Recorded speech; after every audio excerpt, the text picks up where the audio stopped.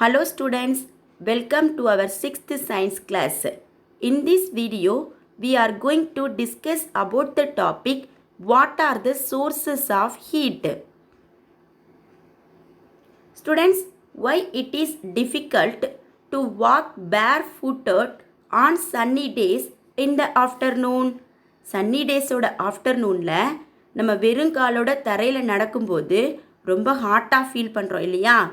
Okay, from where does this heat come to the floor? From the sun, correct? Like that, after standing under the sunlight for some time, touch your head. It feels hot. Do you know what is the reason? This is also due to the heat from the sun.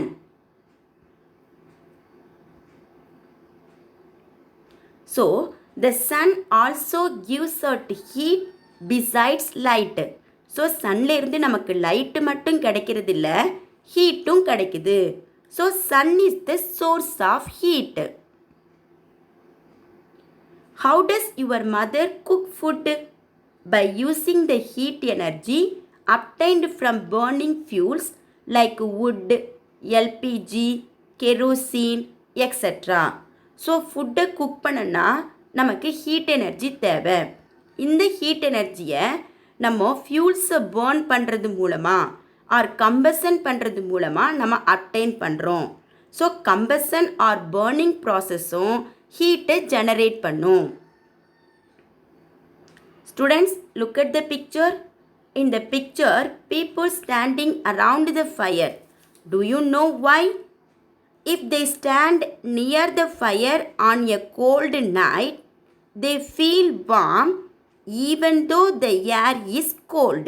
So அவங்க ஃபயரை சுற்றி நிற்கும்போது வார்மாக feel பண்ணுறாங்க.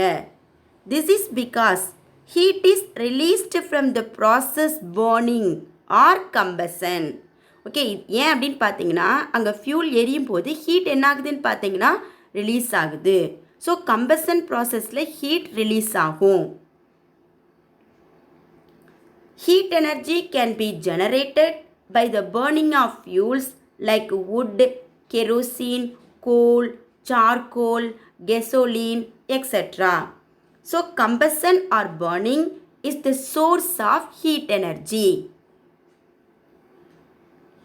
Students, when we touch the glowing bulb, after some time, we can feel hot. Okay, எரிஞ்சிட்டு இருக்க பல்பை தொட்டு பார்க்கும்போது bulb ஹாட்டாக இருக்கிறத பார்க்கலாம். What is the reason for that?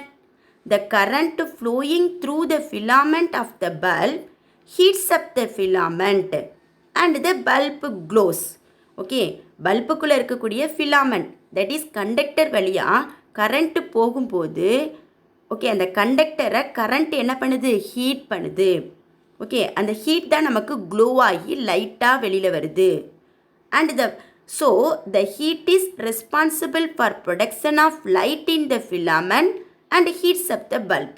Okay, so anyway filament வழியாக ஃபிலாமெண்ட் வழியாக எலக்ட்ரிக் கரண்ட் போகும்போது ஓகே அந்த ஃபிலாமெண்ட்டை எலக்ட்ரிக் கரண்ட் என்ன பண்ணுது, ஹீட் பண்ணுது அப்படிங்கிறத நம்ம தெரிஞ்சுக்கிறோம்.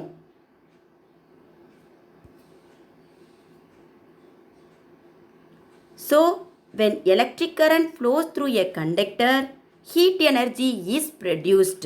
So, electricity is also a source of heat.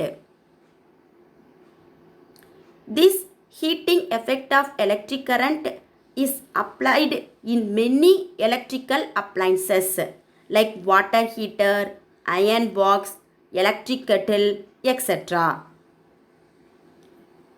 Okay, students. Next source of heat வந்து பார்த்தீங்கன்னா friction. What is friction? The action of one surface or object rubbing against another. So ஒரு surface, ஒரு ஆப்ஜெக்டோட ஒரு சர்ஃபேஸோ அல்லது ஆப்ஜெக்டோ இன்னொரு ஆப்ஜெக்ட் மேலே ரப்பன்றது தான் நம்ம ஃப்ரிக்ஷன் அப்படின்னு சொல்கிறோம். இதை தமிழில் உராய்தல் அப்படின்னு நம்ம சொல்லுவோம். This friction also a source of heat. So இந்த ஃப்ரிக்ஷன் மூலமும் ஹீட் என்ன ஆகுதுன்னு சொல்கிறாங்கன்னா ஜெனரேட் ஆகுது. We can feel it when we rub our palm for some time. Okay, இதை நம்ம எப்போ ஃபீல் பண்ணலாம் அப்படின்னு பார்த்தீங்கன்னா, நம்ம பாம்ஸை ரப் பண்ணும் போது, சம்டைம் ரப் பண்ணும் போது நம்ம பாம்ஸ் ஹீட் ஆகிறத நம்ம பார்க்கலாம். So students, we can generate heat by rubbing two surfaces of some substances. So ரெண்டு சப்ஸ்டன்சஸை ரப் பண்ணும்போது ஹீட்டு ஜெனரேட் ஆகுது. இதுதான் வந்து என்ன பண்ணுறாங்கன்னு பார்த்தீங்கன்னா, ஓல்டு பீப்புள் ஓகே ஃபயர் உருவாக்குறதுக்காக யூஸ் பண்ணியிருக்காங்க. In the past, people used to rub two stones together to light fire. So ரெண்டு ஸ்டோன்ஸை ரப் பண்ணும்போது அதில் ப்ரொடியூஸ் ஆகக்கூடிய ஹீட்டை யூஸ் பண்ணி அவங்க காஞ்ச சருகுகள்லாம் வந்து என்ன பண்ணுறாங்க அப்படின்னு பார்த்தீங்கன்னா ஃபயர் பண்ணியிருக்காங்க. ஸோ ஸ்டூடெண்ட்ஸ், இவ்வளோ நேரம் நம்ம என்ன பார்த்தோம்? What are the sources of heat அப்படின்னு பார்த்தோம். What are the sources of heat? Sun, combustion or burning, friction and electricity. Okay students, now you can understand this topic clearly. Thank you students.